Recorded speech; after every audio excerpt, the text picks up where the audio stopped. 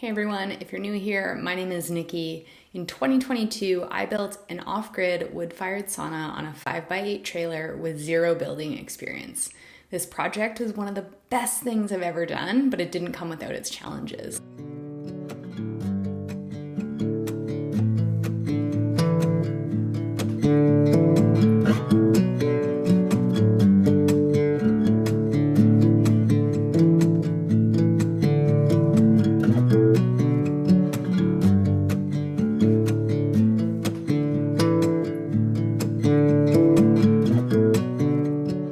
In this video, we'll be going over our foundation, which was a 5x8 trailer, the framing, installation of a window and a door, and some other odds and ends of this part of the project. Before we get into it, I just want to make a little disclaimer. I am not an expert. As I said, I've never done this before, or had never done this before, and there's way more qualified people to teach you how to frame, how to install doors and windows. I'm just going to be taking you through our build process and hopefully inspire you to believe in yourself that you can do something like this as well. So this story kind of begins in late 2021. I had had a bunch of different experiences at various sauna houses and at friends' saunas, and the seed was kind of planted that I needed one of these myself. So for my birthday in 2022, I rented this sauna from someone locally in Victoria, and it was built on a 5x8 trailer as well. And as I was sitting in it and looking around at the build, I kind of realized I can do that.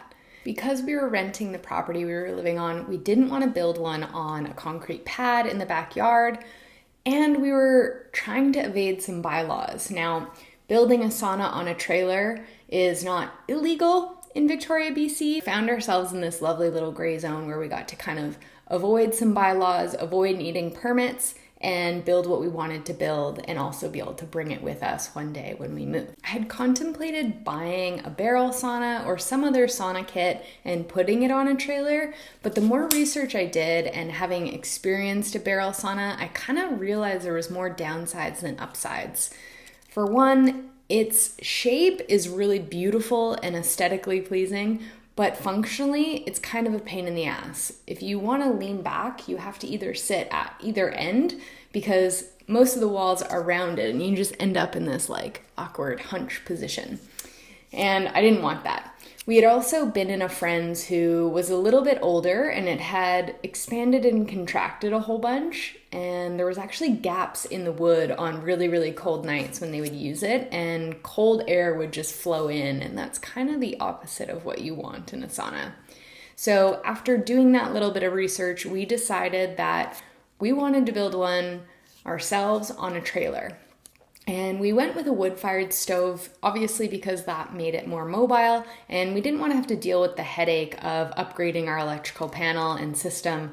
That would have been way outside of our scope. So let's get into this build. First, we had to find a trailer. That was tough to come by. Knew they were about $5,000, and even if I was willing to spend that much, there was none in stock. Everybody was sold out of everything, and so we decided to kind of park the trailer for a moment and put our efforts into finding some cedar tongue and groove, which we ended up buying from a local mill and getting a bit of a deal on, which was really sweet. We totally guesstimated the volume that we would need, and it ended up being the perfect amount. This is the beginning of our sauna build. So far, we've got all of our cedar for inside in the box of the truck. It's very exciting. And we're just reflecting on how attainable and easy this project feels right now. And I thought this would be the moment to record me saying that. So should we encounter any speed bumps, challenges, etc. along the way, we have this as evidence that it was going to be easy. And then, Nick, if you're stressing out, just fucking take a deep breath. God is on your side, and with his blessings, you can't fail. Over now. And shortly after we picked it up, we actually got a message from a friend of ours who knew we were building, and He had found a trailer on Marketplace, and I really quickly messaged the lady, and this woman immediately called me, and we arranged for us to go pick it up. It turns out there was about 150 people that had messaged her within like the hour that she had put it up, and she called me, so that worked out really well. But we went to pick it up, and as you can see here, it's in pretty rough shape. But that didn't really deter us. We knew that with a little bit of elbow grease, we'd be able to bring this thing back to almost new, and that's what we did. We spent a bunch of time sanding off the old paint and removing the wheels and taking out the old deck boards. So this shows you just how inexperienced I was. I was literally using an axe to take out the deck boards, and this was quite the mission. Once we got everything off, as I said, we sanded it. We put some rust-resistant paint on this and replaced the tires and the rims, and she was basically good as new. As we were refinishing the trailer, we decided to start looking at more photos of inspiration of saunas that we wanted, and we were really looking for a Scandinavian design, pretty minimalist, but something that looked and felt really high-end. These were our original plans. We would have the door with a window and then a wall with a window and have a minimal pitch on the roof. We didn't end up keeping the little overhang over the door, and our pitch is maybe even a little bit less than what you see here, but this gave us a rough idea of where we were going. It was time to really get into things. We basically got all of our materials, which are in the truck there. It has a raincoat on. And what we did was got those deck boards in. Removing these deck boards was our first big challenge. All of the hardware was totally rusted out, so we weren't able to just simply unscrew them.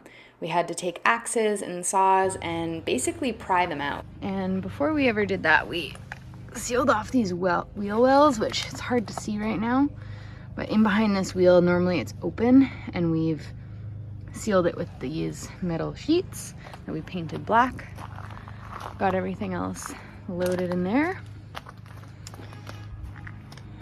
But yeah, she's ready to roll. So tomorrow, it's kind of day one of the build. So tomorrow we're gonna be framing up the sides of the walls of our sauna, building up our structure.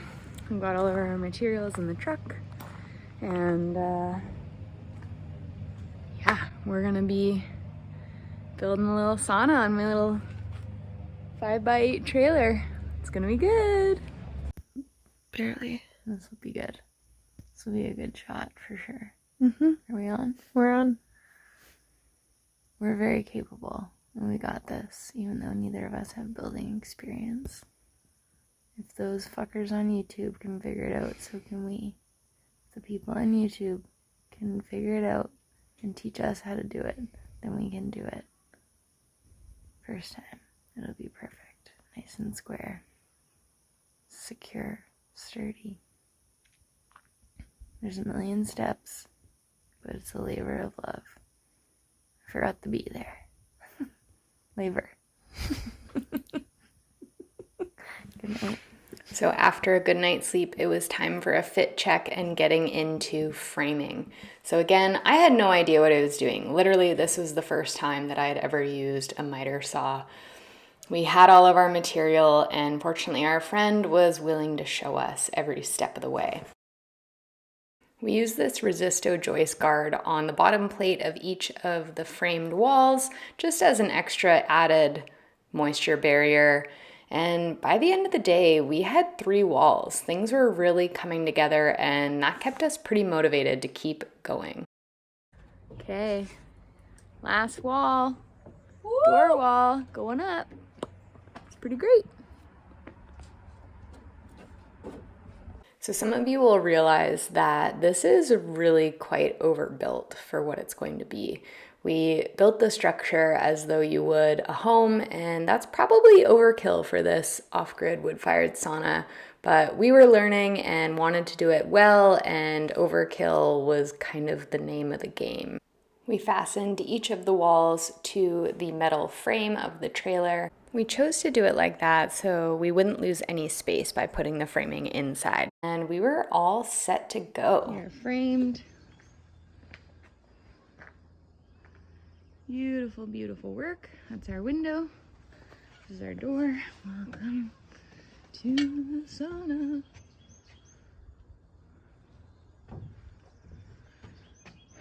It's our little window. Mission for today: finish the plywood, put a roof, get some tyvek up. Everything took way longer than we thought it would. I just said I would get through all of those things in a day, and the reality is it probably took us like weeks to do that work. When you're brand new, you just have no idea what you're doing, and so every problem you encounter or every next step is tons and tons of research and making sure you're doing it right. Our walls were totally framed, and it was time to put up our roof rafters.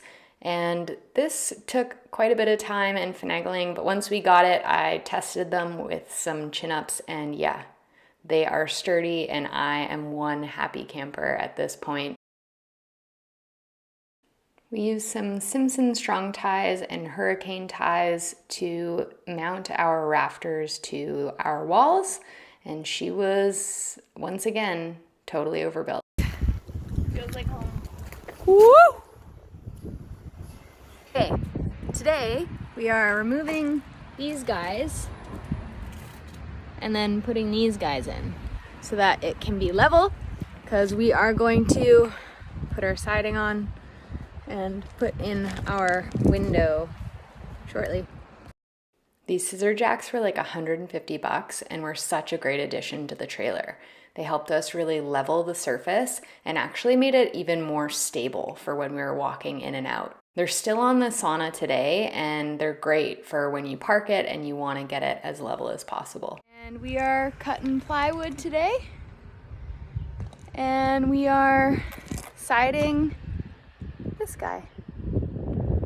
Mission of the day is get all the plywood up, get her wrapped, get the roof on.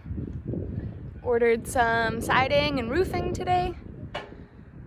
All is well here in paradise. At this point in the project, I was so proud of myself and of my partner. We would often just sit and have lunch and admire our work, even though it was literally just a structure at this point.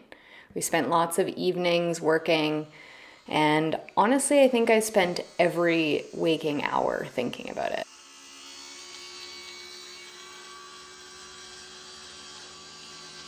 Okay, we've got progress. We're almost there on the plywood.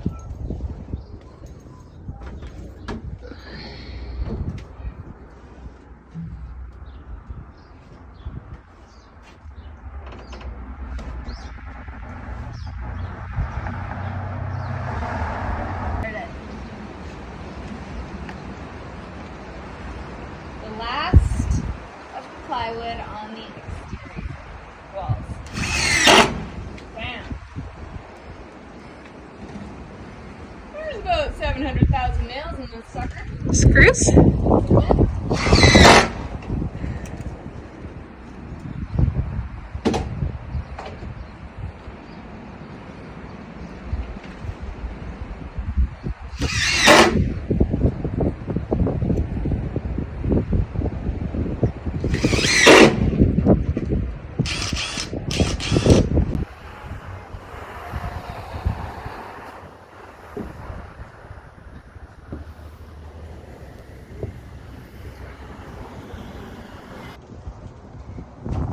Have a roof, folks. Woohoo! So today's mission is to fill these holes.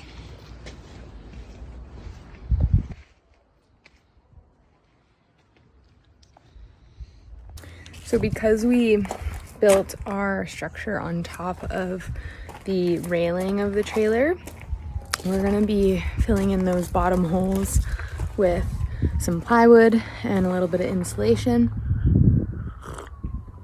And I'm working alone today, and we'll see how far we get. It's also starting to rain, so we'll see what happens.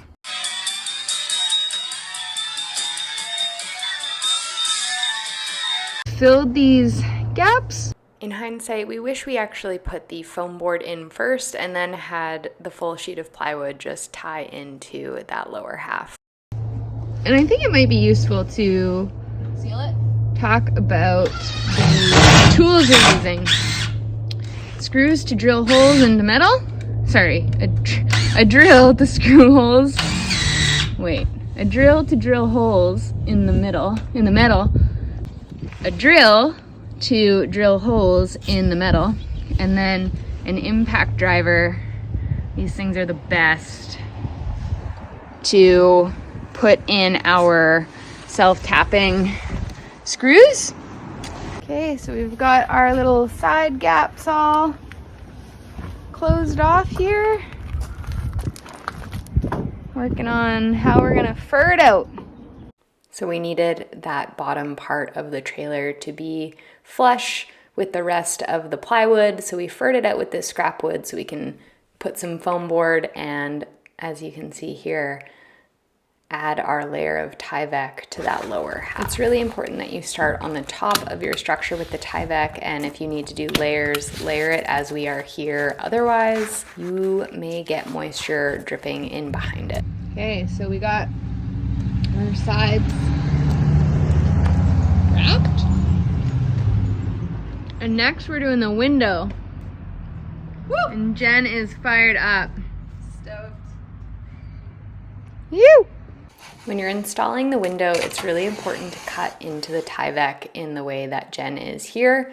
So 2 angled cuts and then 1 across the bottom and then 2 more angled cuts. And that way you can fold these edges into the structure, staple them down, and use tuck tape to help with keeping the rain out.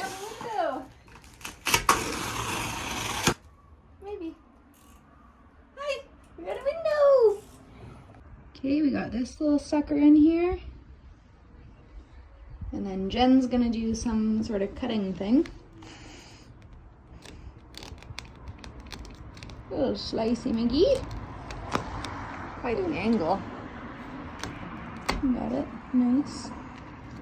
Is that what he did in the video? Yeah, the internet told me. References.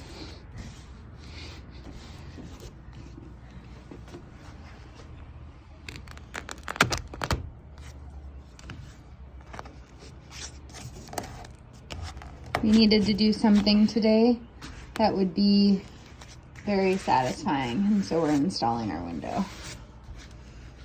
So this is a momentum keeper. Amazing! Resisto. Stay dry. So the sauna transforms again. For those of you who are looking closely, we know not to leave tyvek on the roof, and it's just up there while we wait for that material to come in. Our stove and foil vapor barrier had arrived and we were super stoked. So we decided that this was a good time to test fit it in the sauna. So today we are gonna bring our stove in and see what the measurements look like, have a look, see about how we can install it into the floor.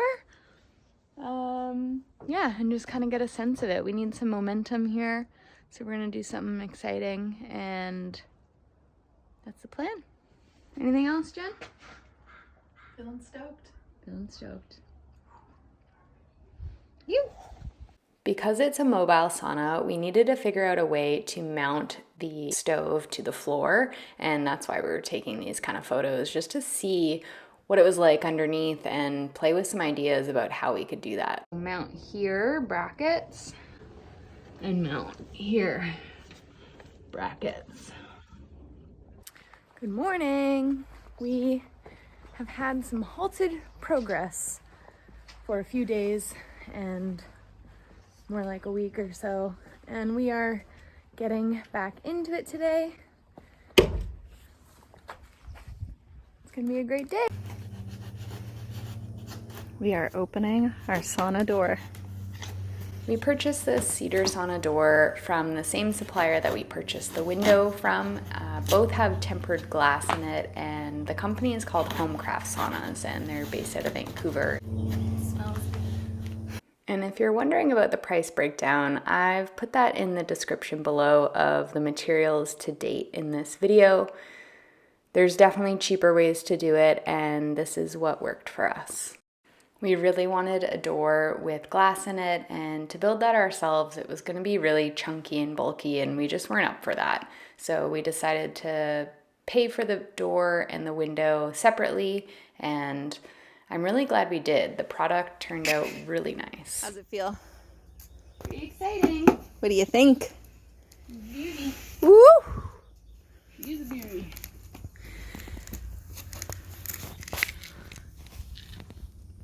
Wow.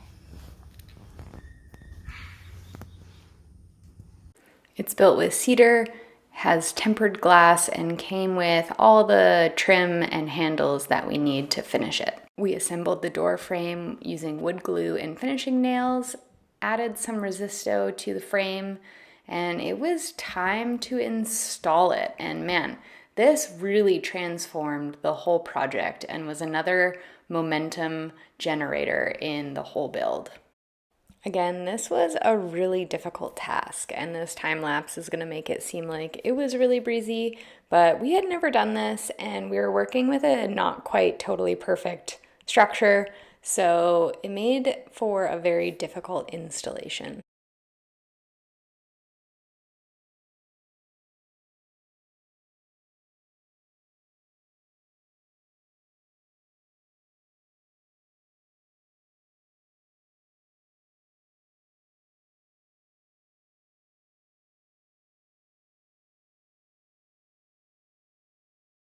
Getting this door installed basically gave me a second life. I was pretty cooked by this point in the build, and seeing it transform was really, really rejuvenating.